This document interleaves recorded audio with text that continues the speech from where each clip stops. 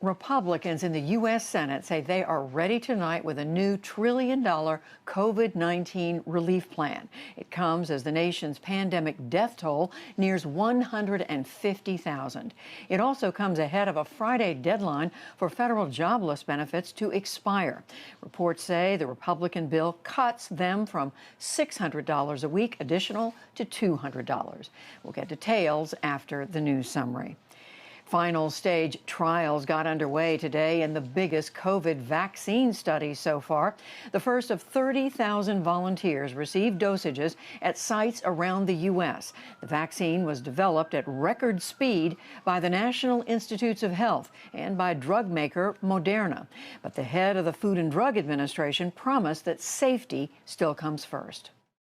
Although we have gone at significant speed to get to this point, our job at FDA and our solemn promise to the American people is that we will judge based upon the data and upon the gold standard that we have at FDA regarding the safety and efficacy of a vaccine. Presumptive Democratic nominee Joe Biden called for President Trump to commit to no White House involvement in vaccine development. Meanwhile, the White House confirmed that National Security Advisor Robert O'Brien has the virus and is self-isolating. President Trump said today that he had not seen O'Brien lately. Major League Baseball also has an outbreak just days after finally beginning its season. The Miami Dolphins called off tonight's home opener amid reports that at least 14 players have COVID-19. That, in turn, forced the cancellation of the New York Yankees game tonight in Philadelphia, where Miami had played over the weekend. The body of civil rights icon and Georgia Congressman John Lewis has arrived in Washington for one last time.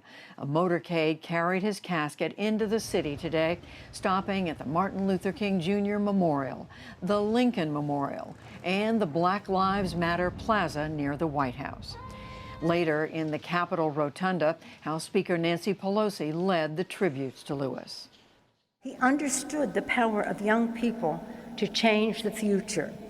When asked what someone can do who is 19 or 20 years old, the age that he was when he set out to desegregate Nashville, Lewis replied, "A young person should be speaking out for what is fair, what is just, what is right."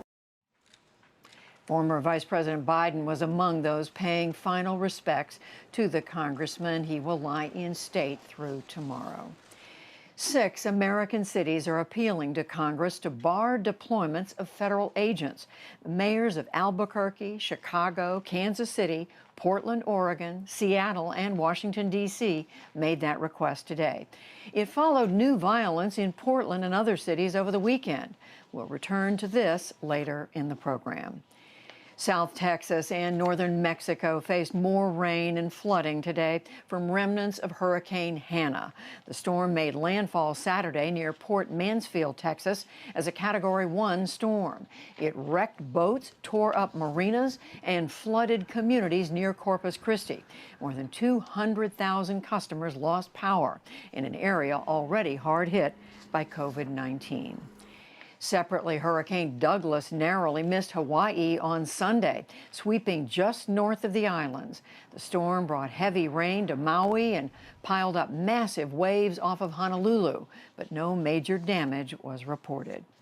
In China, the U.S. consulate in the western city of Chengdu officially closed today. It is retaliation for the U.S. shutting down China's consulate in Houston. Chinese authorities entered the now empty Chengdu consulate in protective gear, while onlookers lamented the rising tensions with the U.S. We are all ordinary Chinese citizens, but I still pay great attention to the relationship between China and the U.S. Because we need to go and travel in the U.S. and some of our relatives need to go and study in the U.S., these things will all be greatly affected, including the economy between these two countries, which will gradually deteriorate and even break apart. The U.S. has 4 other consulates in China. Civilian casualties in Afghanistan are down 13% so far this year from the same period last year. The United Nations reports that the total killed and wounded was just short of 3,500 through June. It is due in part to fewer attacks by international forces since a U.S. withdrawal agreement with the Taliban. Back in this country, lawyers for President Trump are trying again to block the release of his tax returns. They asked a federal court in New York today to quash a subpoena from the Manhattan District Attorney, arguing that it's overly broad. The U.S. Supreme Court rejected an earlier claim that the president is immune from criminal subpoenas. There is word that Google will let employees work from home until at least next July. Today's decision by the company affects nearly 200,000 employees and contract workers. And on Wall Street, stocks started the week on an upbeat note. The Dow Jones Industrial Average gained 114 points to close at 26,584. The Nasdaq rose 173 points, and the S&P 500 added 23. And a quick correction. Just a moment ago, I meant to say the Florida Marlins when reporting the baseball story. My apology. Still to come on the NewsHour, Republicans in the Senate join with the White House to propose a plan to curtail extra jobless benefits. More federal agents in American cities prompt nationwide protests. We examine the successes and remaining challenges of the Americans with Disabilities Act, plus much more. This is the PBS NewsHour from WETA Studios in Washington and in the West from the Walter Cronkite School of Journalism at Arizona State University.